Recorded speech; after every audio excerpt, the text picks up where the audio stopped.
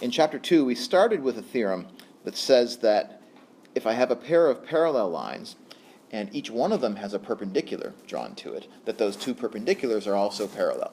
So a pair of perpendiculars to a set of parallel lines will themselves be parallel. And this, again, is one of those results that you draw it on a piece of paper and it looks obvious, but it has a lot of stuff underneath it.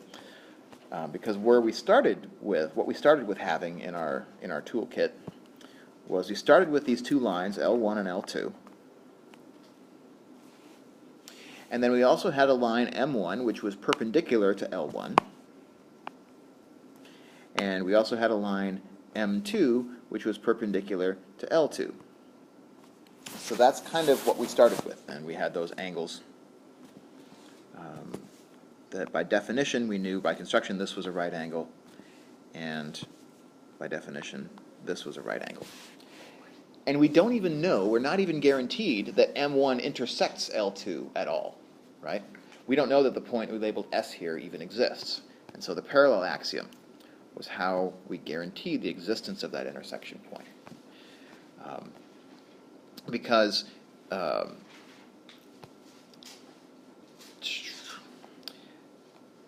in order to guarantee that an intersection point exists between M1 and L2, we have to show M1 and L2 are not parallel. Right?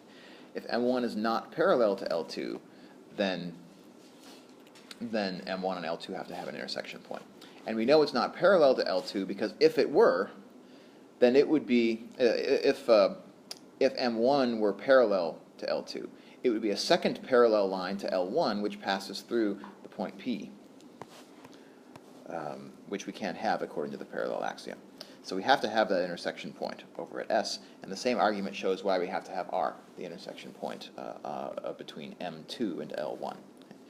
So now we know that those intersection points exist, we have to find out what their angles are. And for that we needed two different directions of implication. One of them says that if we have a transversal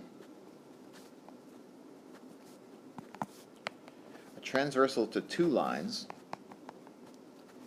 making equal adjacent angles implies the lines were parallel.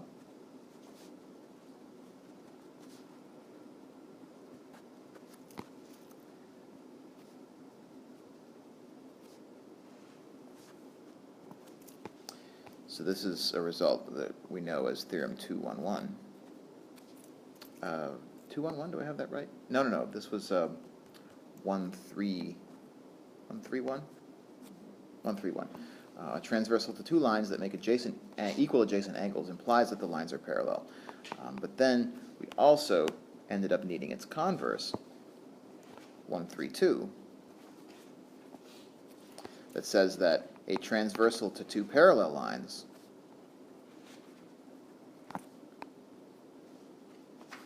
makes equal adjacent angles.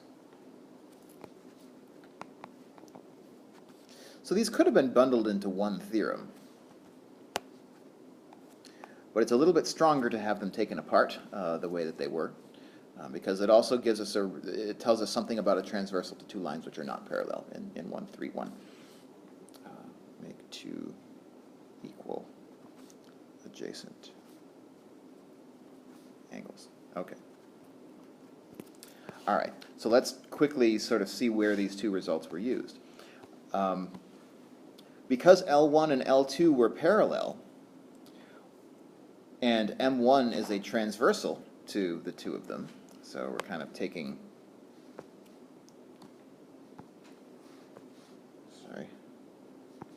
we're taking M1 as a transversal to the parallel lines L1 and L2, then theorem 132 guaranteed for us that the adjacent angles were equal, and that's what allows us, so 132, to guarantee that this angle over here at S is also 90 degrees. So there's where we use 132. We can apply 132 again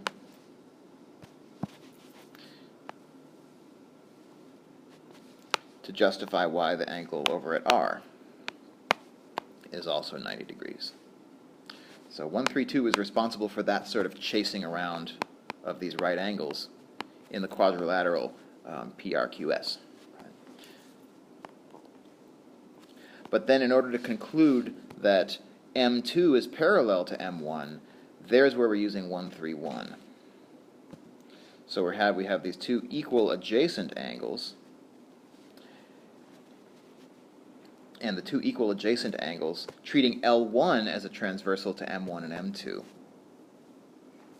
1.3.1 guarantee that M1 is parallel to M2. So that's the structure of the underlying structure of this proof uses that fact in both of its directions. Equal adjacent angles implies parallel, and then also parallel implies equal adjacent angles. We needed both directions. We needed the if and the only if.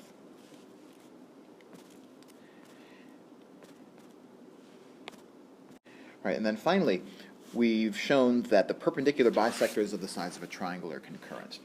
And in order to do that, we needed not only the definition of what a perpendicular bisector is, but we also needed this result over here on the right, which is a characterization of perpendicular bisector that says that it's exactly those points which are equidistant from the two vertices. So R lies on the perpendicular bisector not only if AR is equal to BR, but only if AR is equal to BR. So we use it in two different directions. First of all, by drawing two perpendicular bisectors in our triangle, the green one and the red one, we use the green one to say that because the green line is the perpendicular bisector of the segment AB, and O is the intersection of these two lines, because O lies on the green line, it's equidistant from A and from B. So OA was equal to OB. But by construction, O also lies on the red line, and therefore O is equidistant from B and from C. Right, so that I've color-coded kind of where these pieces of information came from. And for that, again, we're using the forward direction, the only if direction of the key theorem that's over here on the right. We get equidistance because O lies on the perpendicular bisectors. But then, using the transitive property of equality, if OA is equal to OB and OB is equal to OC, then OA is equal to OC. And so O is equidistant from A and from C. If we wanted to make this diagram have more information in it, which is probably not a good idea, but one thing we could do is sketch in the segment OC and the segment OA and observe that those two segments are congruent. Right? And therefore, because those two segments are congruent, the backward direction, the if direction of our original statement therefore holds. And so O lies on the perpendicular bisector of OC as well. I'm going to code that as blue. And so O must also lie on the blue line. So it's not downtown crossing. I think it's Park Ave. It's the stop that's on the red, green, and blue lines. That's probably not right. I don't visit Boston very often. But anyway, it implies that O lies on the perpendicular bisector of the third side as well, and therefore all three perpendicular bisectors come together at a common point, which is what we mean by concurrency. So that's a common theme for all of our concurrency proofs, is that we'll have the original definition that we use a little bit, but then it's the consequence, it's this supercharged version, the key theorem over here on the right, that ends up being the key ingredient in actually verifying that once we draw in two of these lines in our triangle, that its intersection point also lies on the third one of those lines.